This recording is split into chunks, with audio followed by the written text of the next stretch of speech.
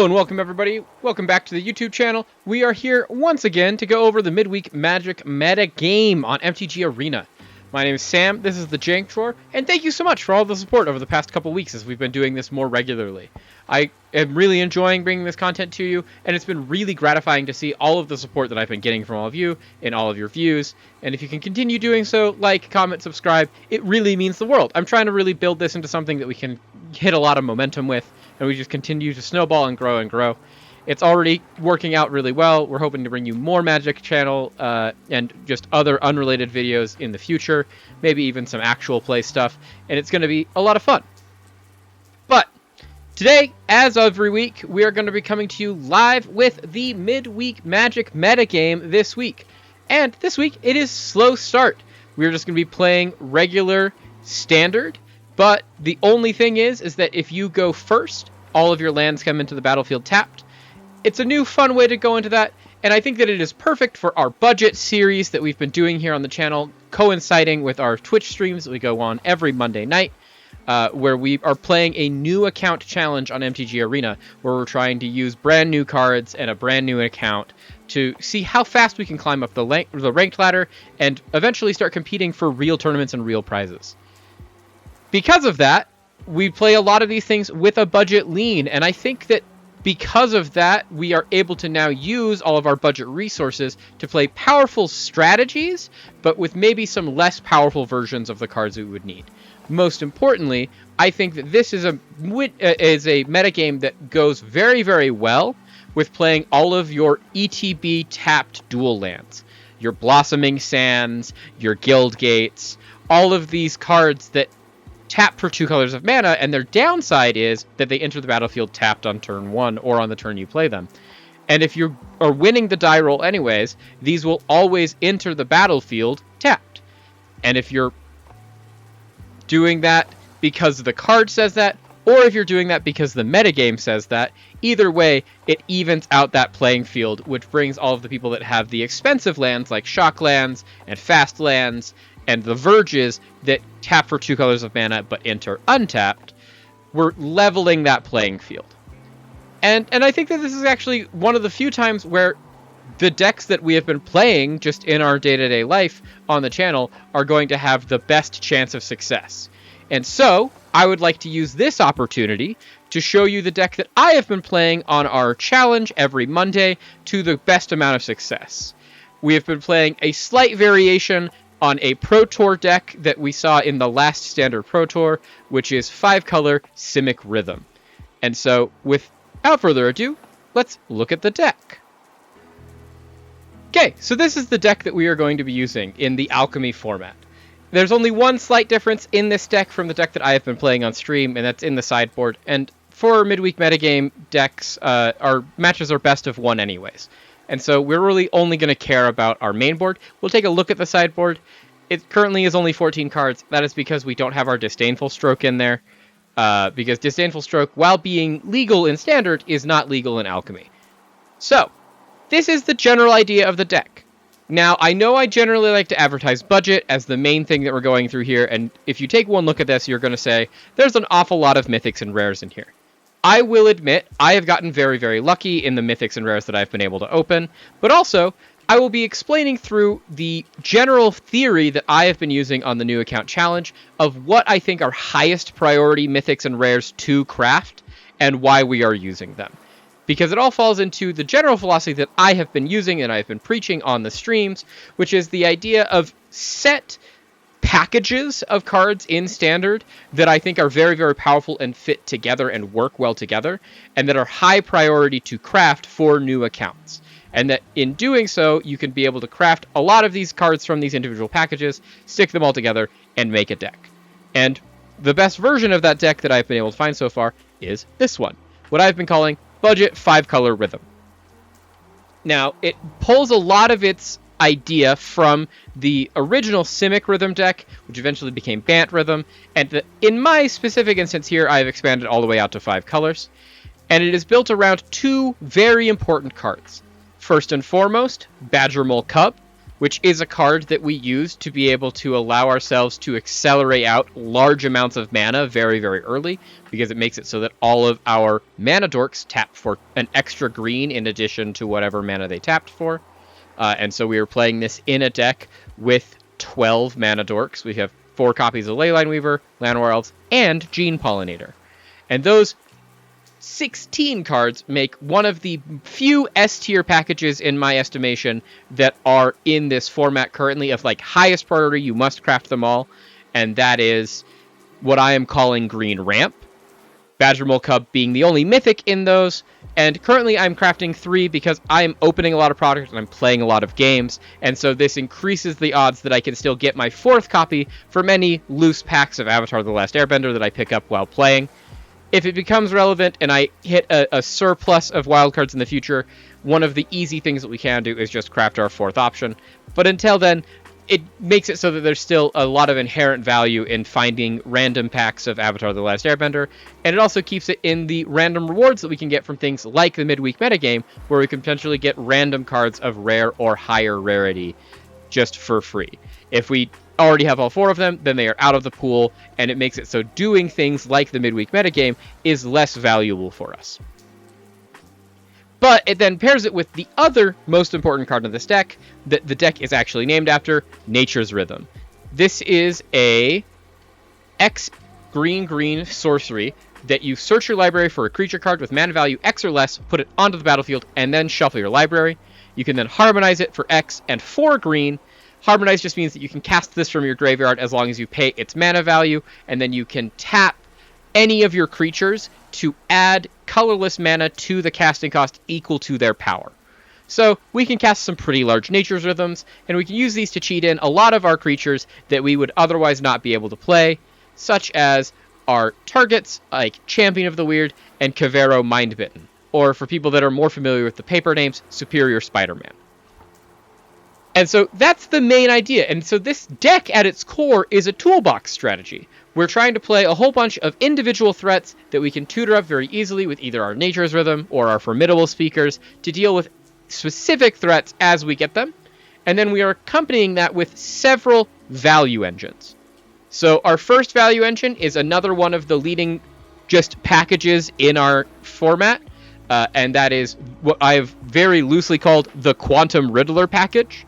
Essentially, the other cards that are in this package, other than Quantum Riddler, are Stock Up and Search the Star Charts. Those are both very, very good blue card advantage spells in this format. They are more played in control strategies and things like that, and less played in this specific deck. But Quantum Riddler is played in every deck in Standard that can play blue. It is just one of the best things to be doing. It should be one of your highest priority things to be crafting. Similarly to our Badger Mole Cub, we crafted 3 of these. Unlike our Badger Mole Cub, we got lucky and got a free pack of Edge of Eternities at one point during our play, and opened our Quantum Riddler, which is why we don't craft all of our Quantum Riddlers. Our other value engine that we play is our Bright Glass Gearhulk package. This is essentially a very, very powerful mythic rare from Aether Drift. For 2 green, 2 white, you get a First Strike Trample 4/4, and when it enters, you search your library for 2 artifact, creature, or enchantment cards with mana value 1 or less, reveal them, put into your hand, and then shuffle. And we are going to be using that to always grab at least 1 Mockingbird, and then whatever other 1-drop fits the situation at hand. Our other main deck 1-drops that we're running for that instance are Soul Guide Lantern and Seam Rip. Seam Rip is a good removal spell. Soul Guide Lantern helps us against graveyard strategies. And Mockingbird we grab because Mockingbird allows us to, the next turn, pay 4 more mana, a blue and X equals 3, to make another copy of our Bright Glass Gearhulk, and then repeat the process. And then after you've grabbed your last Mockingbird, you can then use that Mockingbird to either copy your Bright Glass Gearhulk or copy any other permanent on the battlefield. And it's just a way to continually keep that engine churning. Other than that, the deck is just full of one-ofs that all fill very specific purposes. Explosive Prodigy is our tutorable creature removal for things that are bigger than mana value 2. Usually you can consistently get this to do at least 2 damage, and all the way up to 5 damage. We have a Shimmerwild's Growth package to go with the Explosive Prodigy. It also pairs very well with our Badger Mole Cub to just help us continue to ramp. And then for our specific instance, it pairs very well with our Aurora Awakener. In more traditional builds of this deck, this is going to be your one-of copy of Craterhoof Behemoth in your deck, because Craterhoof Behemoth is the best finisher for this deck. We haven't gotten lucky enough to open a Craterhoof Behemoth now, and I don't think that it's worth crafting, because it then makes it so that if we ever get a pack of Tarkir Dragonstorm, there's not really any mythics other than Jeskai Revelation that we would want, other than Craterhoof Behemoth. And so it just really devalues any potential rewards we would get from Tarkir Dragonstorm. We also never really want more than one Craterhoof Behemoth. So it's better for us to just play around it and then open it when we eventually open it. We also then can get Champion of the Weird to do more creature removal, but this is more kind of widespread. Allow us to put -1/-1 counters on our own creature so that our opponents have to do the same thing, all at the cost of 1 life. Kavero is just a way to make an extra copy of any of the creatures in our deck, or any of the creatures in our opponent's deck, as long as they go into a graveyard. You're able to bring this in against many of the graveyard strategies in the format to be able to just try and do what they do, but 1 turn faster, and we can tutor ours out at any time. And then Ouroboros is our classic finisher. This is our thing that we try to bring out because we can usually get a very, very wide board in this deck. And then once we get a wide board, we can make all of our creatures huge with just a couple of turns with Ouroboros. Ouroboros is also a great thing to copy with your Mockingbirds because they can stack on top of each other and just really ramp all of your creatures out of any sort of removal range. And then finally, we have our singleton copy of Keenad Curator in the main board to just be another way to deal with pesky graveyards. Very similar to your Scavenging Oozes of the past, except for now instead of needing green, you can use any color of mana, and if you exile 4 different card types with it, it becomes a 7/7 trample, and that will just defeat your opponents. As for a mana base, this is what I'm rocking right now. Ideally, you would have more starting towns, you'd have more Multiversal Passage. Instead of any of these tap lands like Thornwood Falls and Simic Guildgate and Blossoming Sands, you would have more copies of Temple Garden, you'd have breeding pools, you'd have all the shock lands, all the fast lands, all of the verges. But that requires a lot of rare wildcards, and I haven't gotten very lucky at opening them up. So I've been playing in regular standard with a lot of these tap lands, and all that it really sets you back is that you are usually a turn behind. But I think that in this specific metagame where we're playing Alchemy, and whoever starts first has to have their land enter the battlefield tapped anyways, that really levels the playing field, and I don't think that we would be punished for doing this. And this is really what I'm referring to when I mean budget. We've been seeing a lot of success with this deck currently in our challenge. We, I think, went completely undefeated on Monday with this deck in Standard, which has been really, really, really cool, especially since I don't think that this is really all that hard, because aside from the core pieces of this deck, which is once again the Quantum Riddler package, the Badger Mole Cub package, and then the third package that is in this deck, which is the Green Toolbox package, your Formidable Speakers and your Nature's Rhythm, all the rest of these cards are either commons or uncommons, or they are just play whatever toolbox cards you do have in your collection.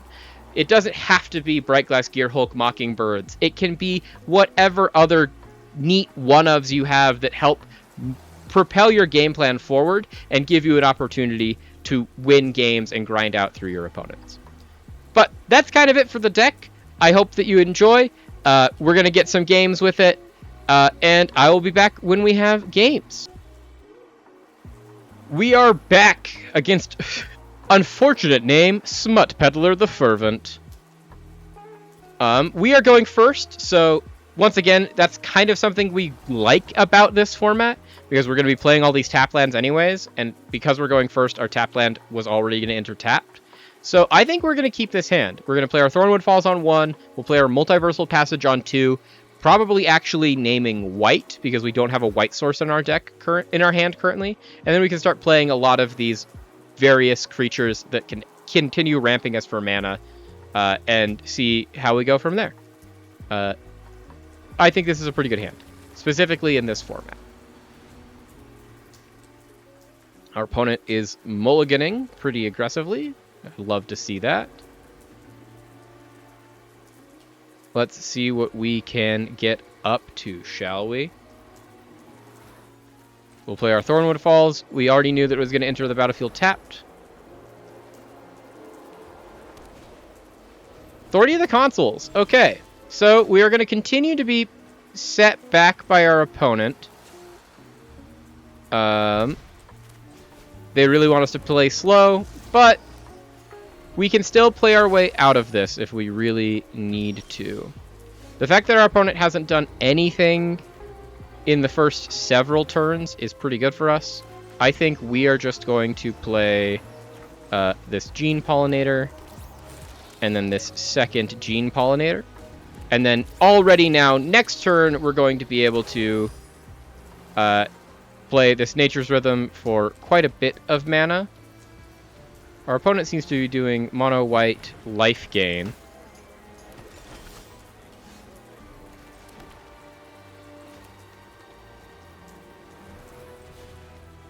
I think what we want is to pay... What is the most we can play? We can pay X equals 3? 4? We can do 4, and we have to tap the Gene Pollinator for another Gene Pollinator. I think we like that. And we'll untap our Leyline Weaver. And I think what we want to do is...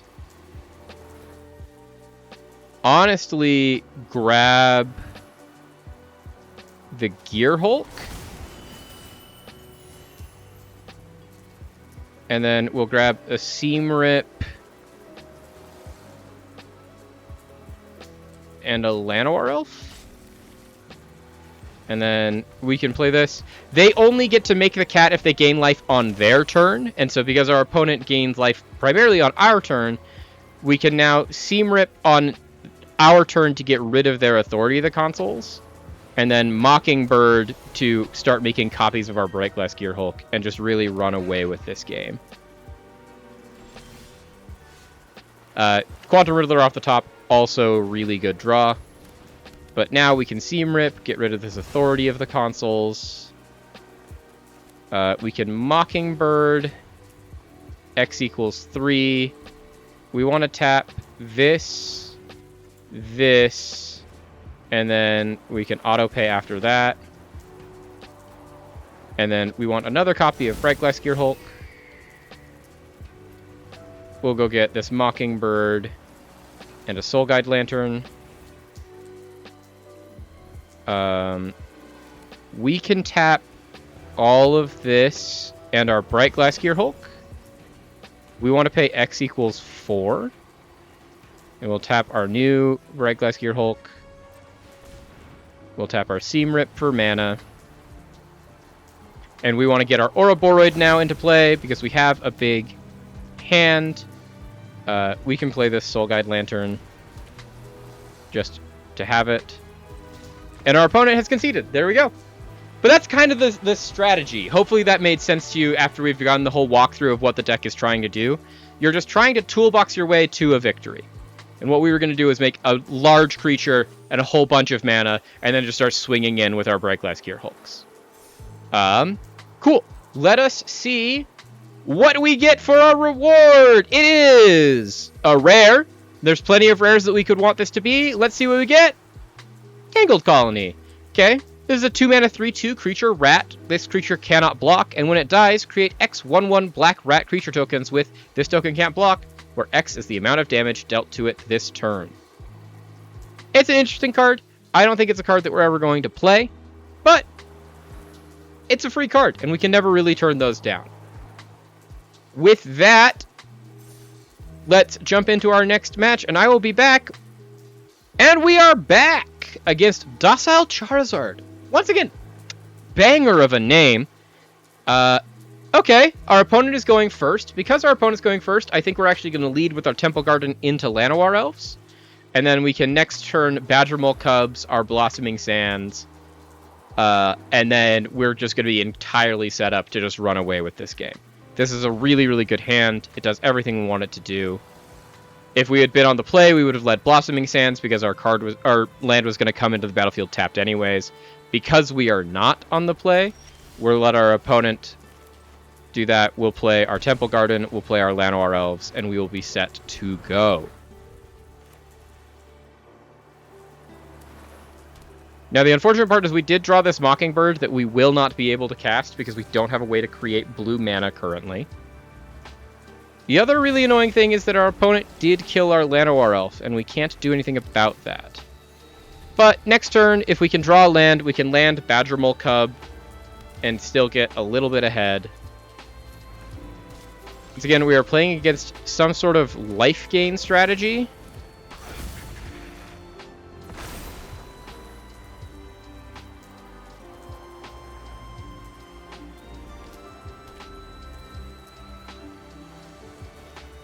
I don't feel too problematic about this, though. I think that we should still be pretty favored in this matchup because we can just go wider than our opponent can.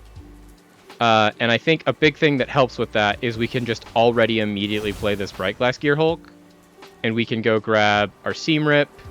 And honestly, let's grab a Mockingbird while we're here. Our opponent doesn't need to know that we already have one in hand and that we can't cast any of them. But if we can get this Gene Pollinator into play, that makes it so that we can start tapping random permanents for blue mana, and then we can start playing these Mockingbirds and getting more Bright Glass Gear Hulks or other creatures.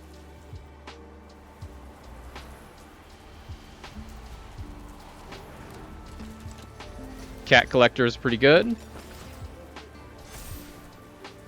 We are unfortunately probably going to have to take 5 from this Ajani's Pridemate. Our opponent ended up not attacking us with it. We will take that. We will instead just play this Seam Rip. We will exile the Ajani's Pridemate. We will play this Leyline Weaver. And we will play this Gene Pollinator.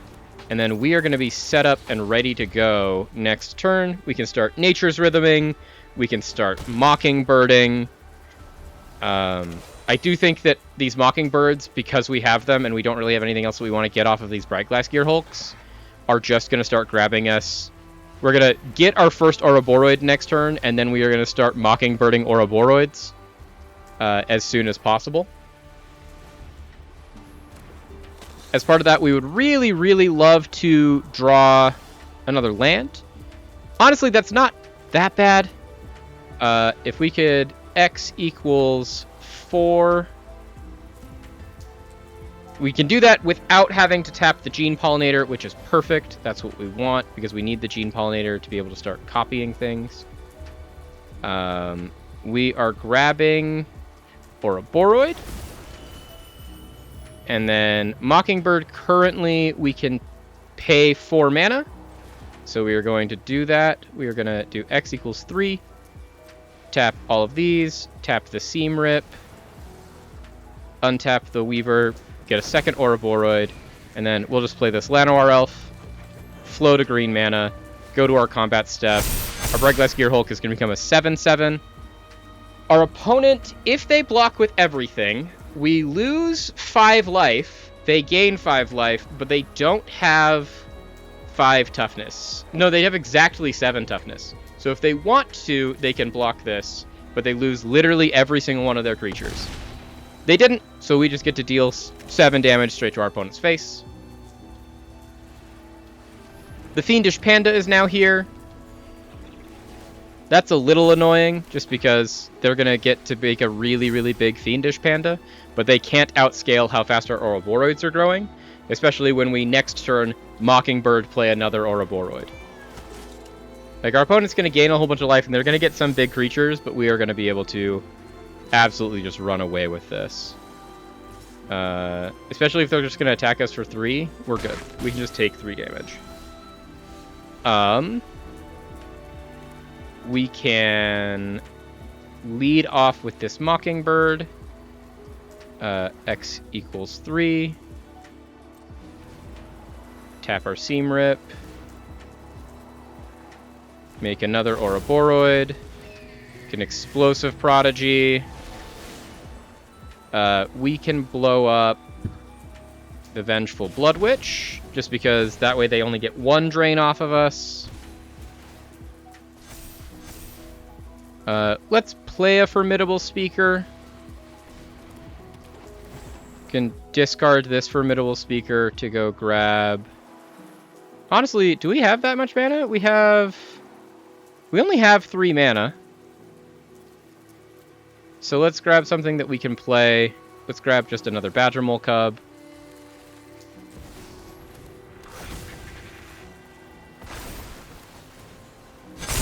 Everything gets a billion counters on it, and we just attack for lethal. Because this alone is lethal. There we go. Perfect! And that's the deck. That's all we're trying to do. We're trying to just get absolutely wide and get really, really big. So, let us see what our next reward is, shall we?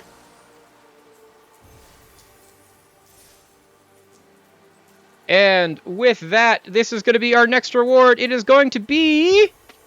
We didn't get a lucky mythic draw, but let's see what our rare is. It is the Wind Crystal. Okay. This is actually a really cool card. This is really good in a lot of beginner decks, and it's one that I do think that if you're trying to just do something that's really simple and easy to play, getting more copies of the Wind Crystal can't be bad, because it really fits really nicely into actually a lot of the decks we've been seeing in our run-through today, which are these life gain strategies. The Wind Crystal is a legendary artifact from Final Fantasy. It is 2 white. It makes it so all of your white spells cost 1 less to cast. So it's just across the board cost reduction on, essentially, if you're doing mono white life gain or black white life gain, almost every single card in your deck. And then if you would gain any life, you gain twice that much life instead. So you're just absolutely doing better than you thought you were going to be doing.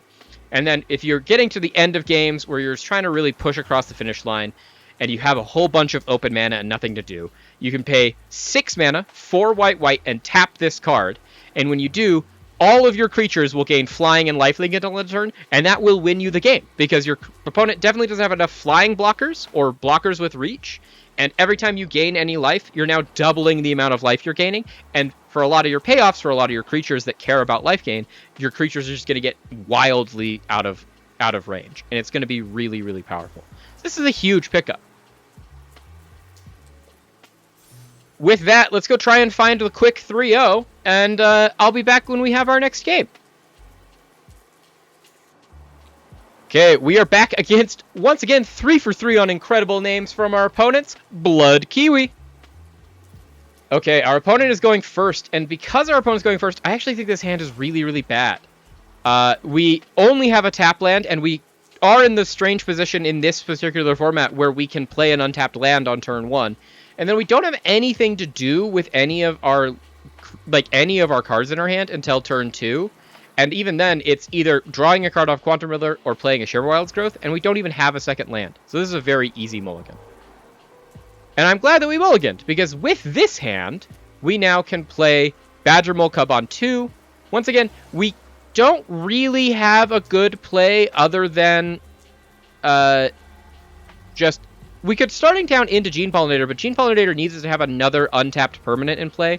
And so we'd really want to draw another untapped land other than this starting town for our land 2. But this is a pretty good potential hand. So I want us to see where we can get. If we can draw well, it's great. We didn't draw fantastic, but we still get to play this Gene Pollinator on 1. And if we draw really luckily, we can play this Badger Mole Cub on 2. And that'll be really good. Our opponent is once again playing the black-white life gain deck. Our opponent, unfortunately, gets lucky in that we can't do anything this turn, but we are now set up really, really well for next turn to be able to Badger Mole Cub and Leyline Weaver and potentially even Mockingbird. We might actually now do this Keen-Eyed Curator, but we will Badger Mole Cub. We will make our Thornwood Falls into a creature. And now we can tap our Gene Pollinator for 2 mana, and we can play this Leyline Weaver. And we will have another turn of taking a pretty big hit from this Johnny's Pridemate, but then we're going to be able to start playing big creatures like our Quantum Riddler, like our Keen-Eyed Curator. We could even technically cast this Champion of the Weird next turn if we really wanted to. I don't think that we will, because they don't really see any reason to. But we could also, just like Mockingbird, copy this Vampire Nighthawk, or anything like that. We'll play this Thornwood Falls. I think we'll play our Keen-Eyed Curator. I would like to... Honestly, I think we'll just hard cast this Quantum Riddler. And we can tap our Keen-Eyed Curator for that. Draw a card. And then we just get another land, and we can pass the turn here. Our opponent's going to try and attack us. If they can't gain a life, which is very impossible for them to not gain a life, really, before combat, we can just block this Ajani's Pridemate with our Quantum Riddler. Even if they can only gain 1 life, we still do that. Really, our answer for this Vampire Nighthawk is either finding a way to tutor up our creature that we can use to just bolt it, or copying it ourselves with this Mockingbird. And I think either of those answers is pretty good. They're able to gain some amount of life, but not enough to kill my Quantum Riddler. We are at 9, which is not great.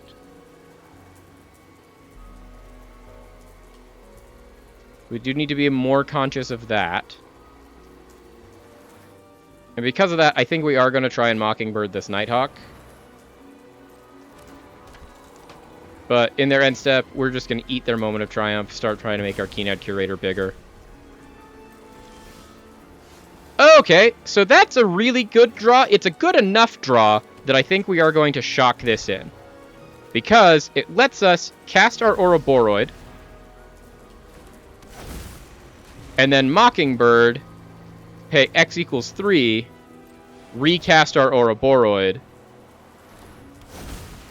Now we have 2 Ouroboros, and we can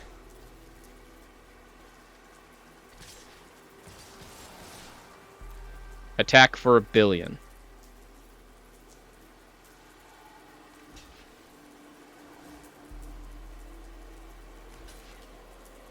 Our opponent will gain 3 life. They will lose roughly 20, so they go down to 10.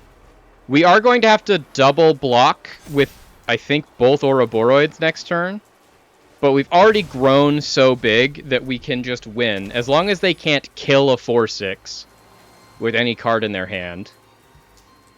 Kill 2 of them, because we just have to block this Ajani's Pridemate to not lose the game. And that should be very doable for us.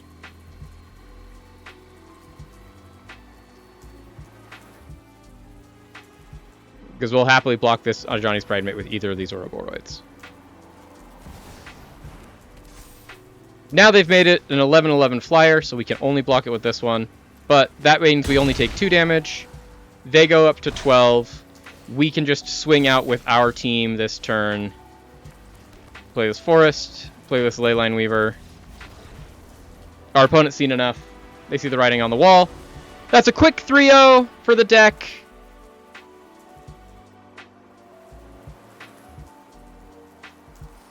And a quick 3-0 for the event, quite honestly. And I've been having a lot of fun playing this deck in actual Standard as well, and I cannot recommend it highly enough. With all that being said, though, let's see what our next reward is going to be. Final reward, this one's the cosmetic. Let's see, Sunbillow Verge. That's actually really pretty. Sunbillow Verge is a very important card for us to get. All of the lands, all of the Verges are very high priority, and you should really prioritize getting any of them. I currently have 0 Verges on our entire account. Because I have been incredibly unlucky. But getting any of them is going to be really, really good for any of these decks and any of these piles that you can get. And if they can be pretty, why not? This is a great one. With all that, I hope you've enjoyed. This has been a lot of fun. Genuinely, I love playing this deck. It has been so much fun to play in Standard. It has been so much fun to play in this event. I think this is the perfect event for a deck like this and for the budget challenge that we've been doing. Because the net negative of this event is that your first land on your first turn, if your opponent doesn't have a land in play, enters tapped. And we are playing so many tapped land in budget decks because we just don't have cards that don't enter the battlefield tapped. And so the downside isn't even a downside for us. And we've built our deck to play around it in such a way that we can just get maximum benefit for minimum punishment. And that's really all that we're trying to do here at the Jank Drawer, is to try and build decks in that way and to get the best success that we can have. If you've enjoyed, please leave a like, comment, subscribe. All of the things help, especially as we're trying to work more with some local businesses and getting things going, of seeing how we can continue growing the channel and doing things like that. It also incentivizes me to try and find new ways to make more content per week to be able to put out so you have more things to watch. I know it has been a lot of fun. I also like hearing your feedback about what you think I should be doing, how we can do it. I do read it all. I do implement it. And it really means the world. And I appreciate everything you've done up until this point. Hopefully the deck helps you a lot and you have a lot of fun watching this video and playing these games in yourself. Until next time, I've been Sam. This has been the Jank Drawer. Take care of yourselves, take care of each other, and I'll see you in the next video. Peace.